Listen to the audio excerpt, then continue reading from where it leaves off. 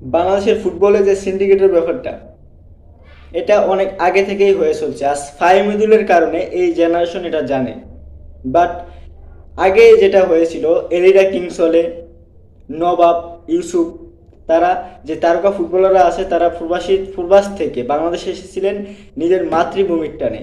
But এসে লাঞ্ছনা নিয়ে ফিরে গেছেন, হতাশ হয়ে ফিরছেন এই সিন্ডিকেটের কারণে। আজ আমরা যদি এখনই এই সিন্ডিকেটকে রুখে না দেই তরুণ প্রজন্ম, তাহলে এই সিন্ডিকেট হতেই চলবে।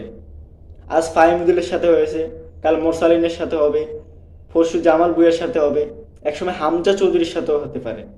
তাই এই সিন্ডিকেটকে এখনই রুখে দিতে হবে।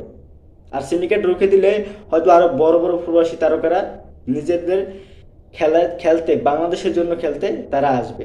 সিন্ডিকেটকে রুখে দেওয়ার এখনই সময়, আমাদের সবাইকে এক হয়ে বাংলাদেশের শুধু ফুটবলে না, পুরো স্পোর্টসেই, ক্রিকেট, ফুটবল, যাবতীয় যত স্পোর্টস আছে সব স্পোর্টসেই এখনই সিন্ডিকেটকে রুখে দেওয়ার সময়।